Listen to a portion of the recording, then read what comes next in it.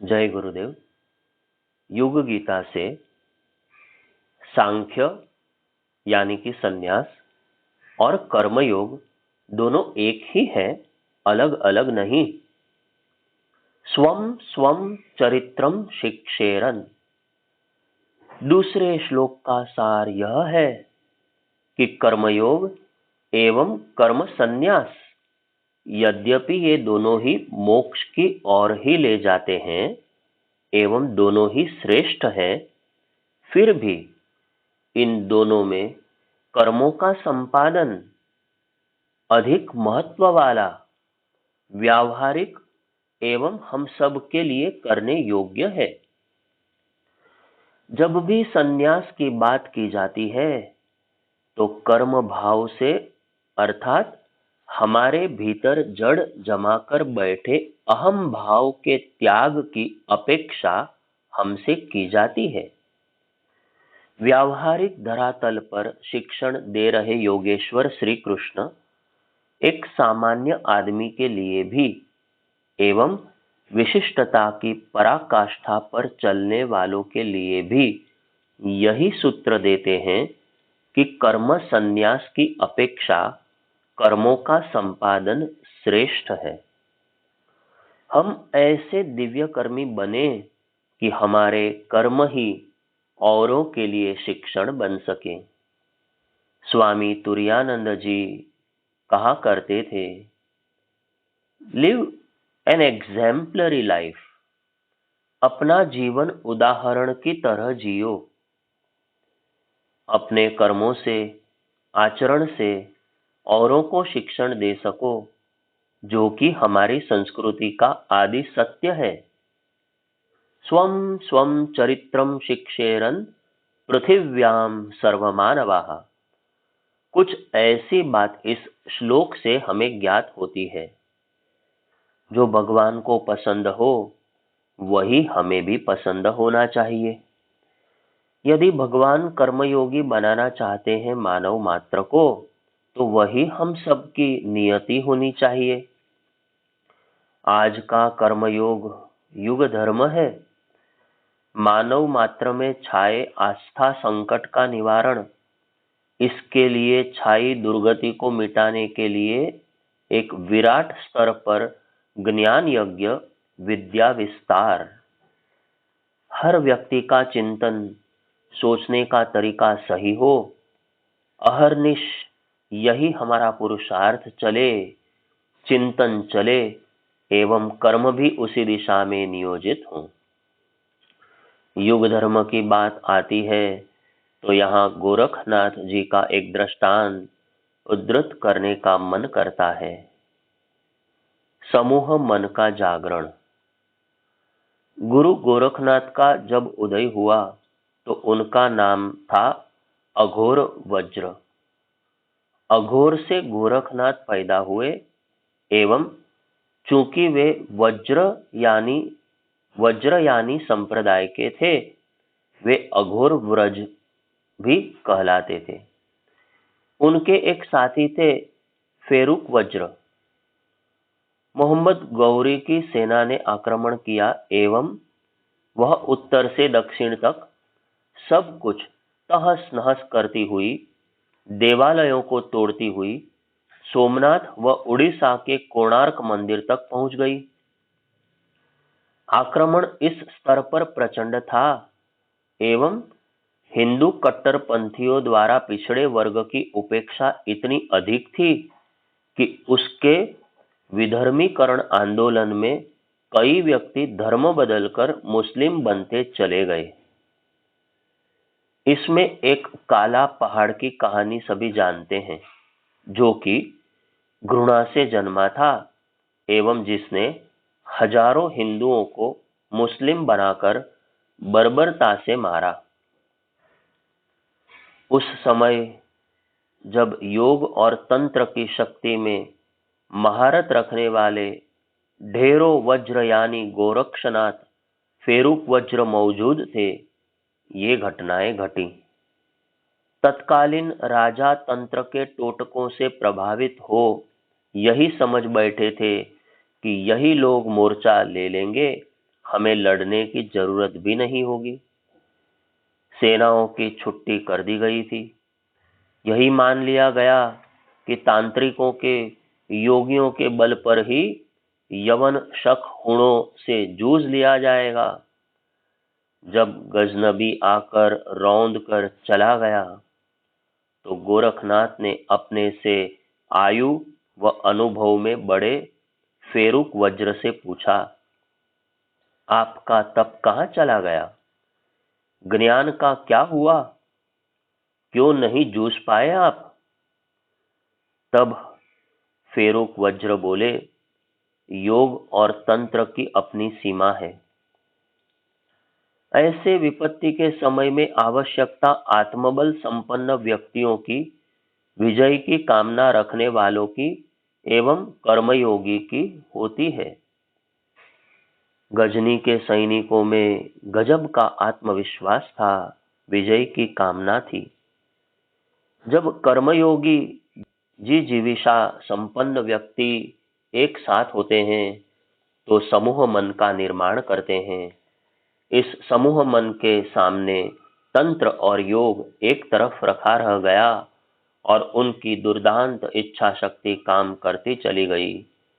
आगे जब भी जमाना बदलेगा तो वह समूह मन के जागरण से ही बदलेगा। कर्म योग ही आज का युग धर्म, समूह मन का जागरण ही है आज का युग धर्म। परम पूज्य गुरुदेव ने 21वीं सदी उज्जवल भविष्य का न केवल नारा दिया, उसके लिए सुनियोजित कार्यक्रम भी दिया तथा सभी गायत्री परिजनों को कर्मयोगी भी बना दिया। कहा, परमार्थ में ही सच्चा स्वार्थ है। इस समय का युग धर्म विचार क्रांति समाज सेवा है। इसके साथ साथ उन्होंने सामूहिक साधना द्वारा समूह मन के जागरण की प्रक्रिया को जीवन भर गति दी। उन्होंने कहा कि जो इसमें जुटेगा वह भारत को महानायक होते देखेगा। गोरखनाथ से भी फेरुक वज्र ने यह बात इसी तरह कही।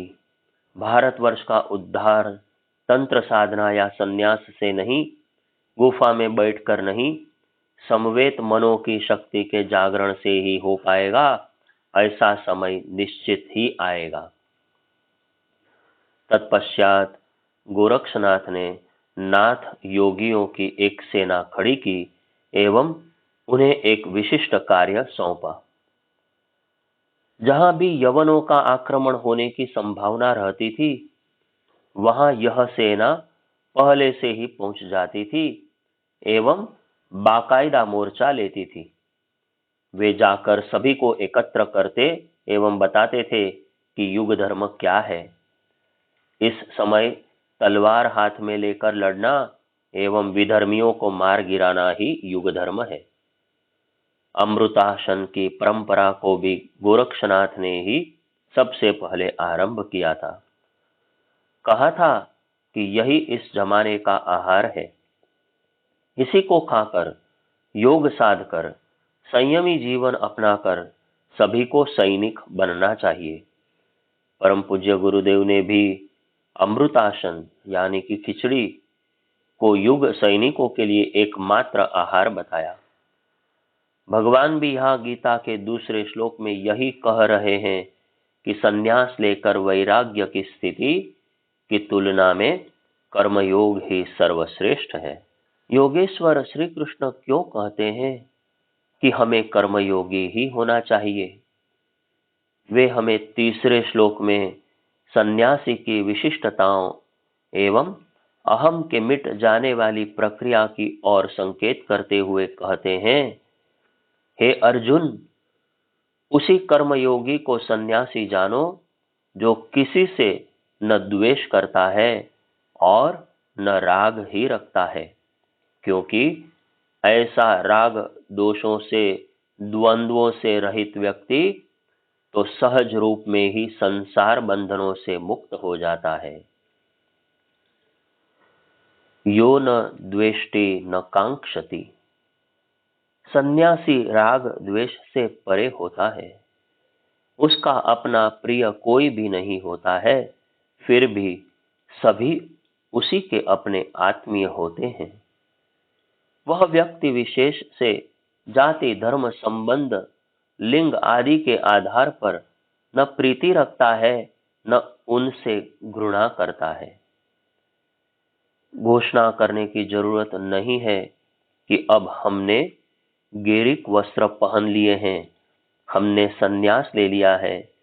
संन्यास आचरण में दिखाई देना चाहिए। सन्यासी अपने कुल, नाम, वंश को भूलकर गुरु की परंपरा से जुड़ जाता है और सारा समाज उसका कार्य क्षेत्र हो जाता है। जिसके हृदय से अहम भाव पूरी तरह दूर हो गया, उसे ही सन्यासी मानना चाहिए। जिसे न राग है किसी से, न द्वेष ही। यदि किसी प्रकार की वासना होगी ही नहीं, तो राग द्वेष क्यों पनपेंगे।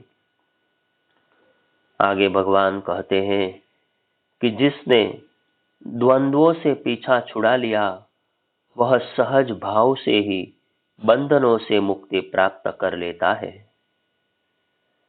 द्वंद्व ही तो है जो हमें बंधनों में फंसाते रहते हैं। यह मेरा है, यह मेरा पद, मेरी उपलब्धि मेरे स्वयं के ही कारण है, यह घृणित है, मेरे कथन अनुसार नहीं चलता, मेरे मार्ग में बाधक है। इस प्रकार का चिंतन व्यक्ति को द्वंद्वों में उलझाकर बंधनों में जकड़ लेता है। इन द्वंद्वों से मनोविकार एवं फिर प्रज्ञापराध पनपता है। व्यक्ति बाहर से स्वस्थ किंतु वस्तुतः रोगी बन जाता है।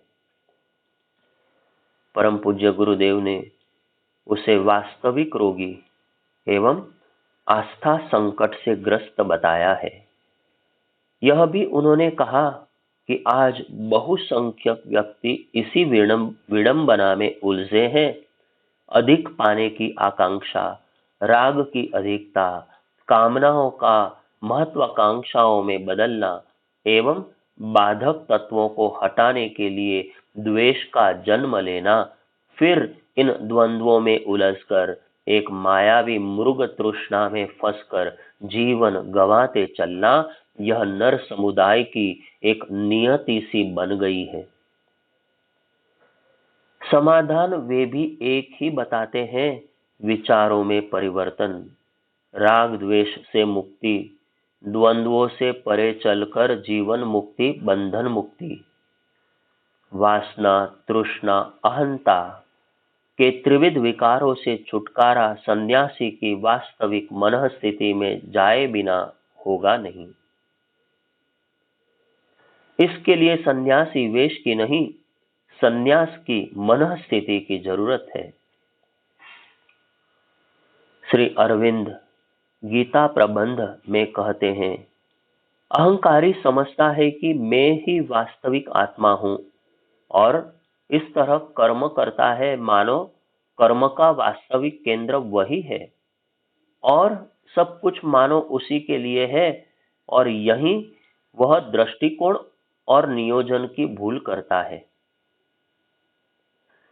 यह सोचना गलत नहीं कि हमारे अंदर, हमारी प्रकृति के इस कर्म में कोई चीज या पुरुष ऐसा है जो हमारी प्रकृति के कर्म का वास्तविक केंद्र है और सब कुछ उसी के लिए है, परंतु वह केंद्र अहंकार नहीं बल्कि हृदय देश स्थित निगुण ईश्वर परमपिता परमात्मा है, और वही वह दिव्य पुरुष है जो अहंकार से पृथक सत्ता का एक अंश है।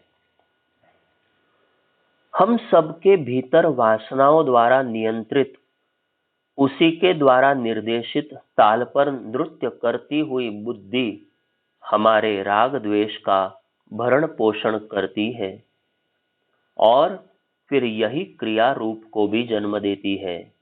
किंतु जिसने बुद्धि को द्वंद्वों से मुक्त कर लिया, वह जीवन के बंधनों से मुक्त हो जाता है। फिर वह ऐषणाओं, उद्वेगों, कामुकता के ज्वरों से मुक्त हो जाता है। यह स्थिति अचानक नहीं आती, न ही प्रत्येक सन्यासी को सहज ही प्राप्त हो जाती है। इसीलिए श्री कृष्ण का आग्रह है कि कर्म संन्यास की तुलना में कर्मयोग करते करते इसे प्राप्त करना और अधिक व्यावहारिक एवं सरल है। निष्ठा के साथ यज्ञ भाव से कर्म करते रहने वाले दिव्य कर्मी अपने जीवन की दैनंदिन वासनाओं का क्षय और अहंता पर विजय का महती कार्य संपन्न कर लेते हैं।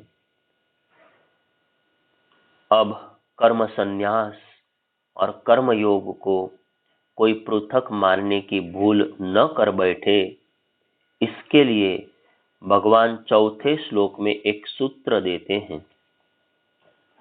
5वें अध्याय का चौथा श्लोक का भावार्थ इस प्रकार है। बालक की तरह आचरण करने वाले मूर्ख जन सांख्य योग यानी कि ज्ञान द्वारा कर्म संन्यास और कर्मों के संपादन यानी कि कर्मयोग को पृथक पृथक फल देने वाला मानते हैं, किंतु पंडित जन यानी कि बुद्धिमान समझदार जानते हैं कि दोनों में से एक का भी पूरी तरह अनुसरण करने वाला दोनों के फल को प्राप्त कर परमात्मा से साक्षात्कार करने की स्थिति में आ जाता है।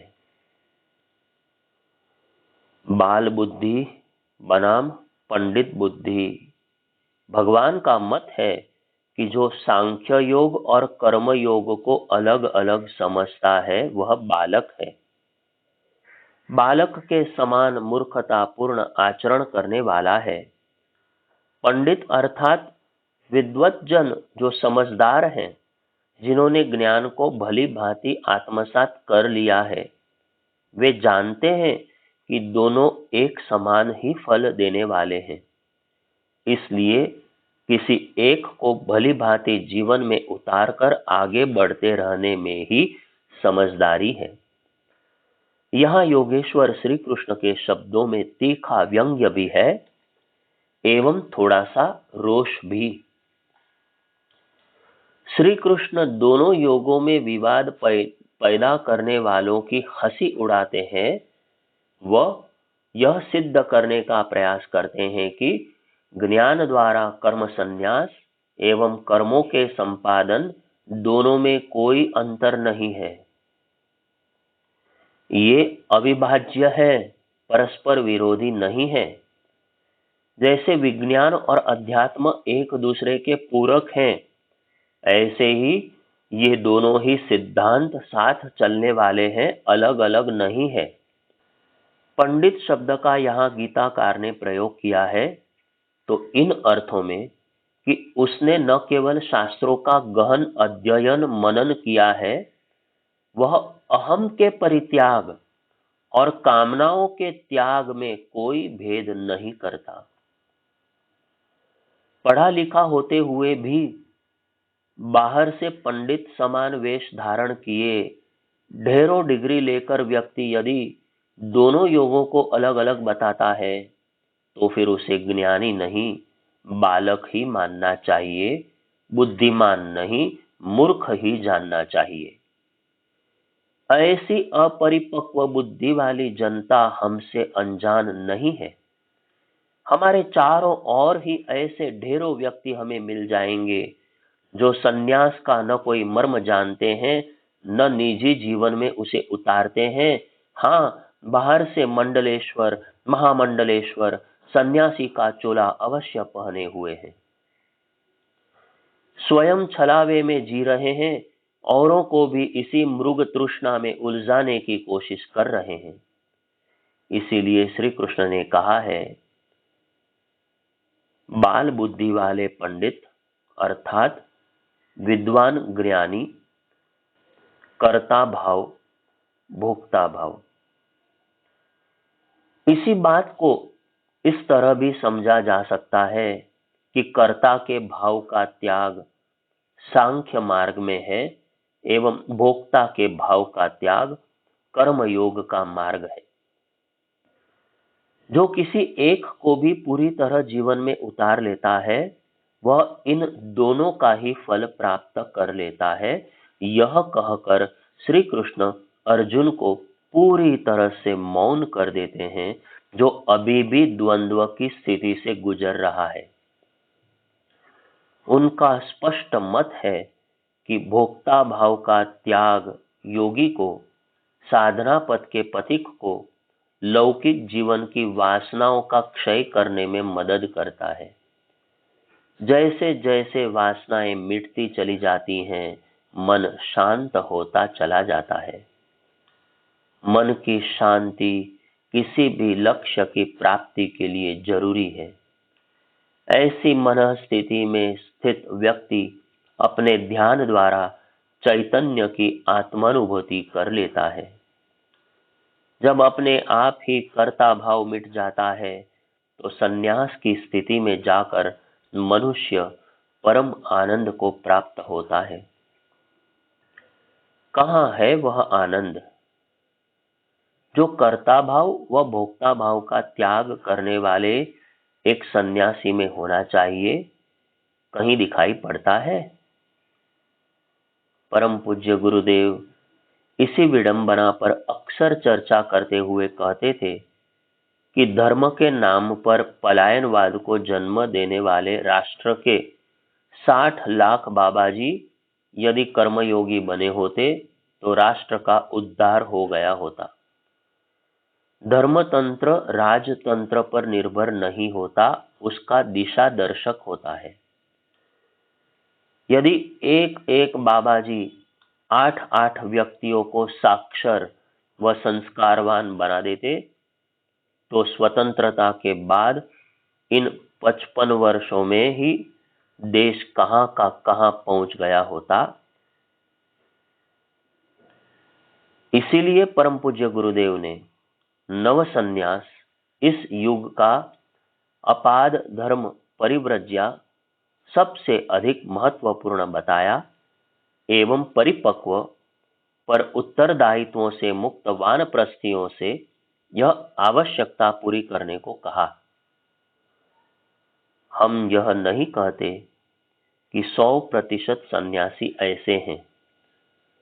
कुछ प्रतिशत तो वास्तव में प्राणवान, प्रज्ञावान, कर्मयोगी हैं, पर शेष मठाधीश बने भोग कर रहे हैं, यह किसी से छिपा नहीं है। आगे की चर्चा कल करेंगे। जय गुरुदेव।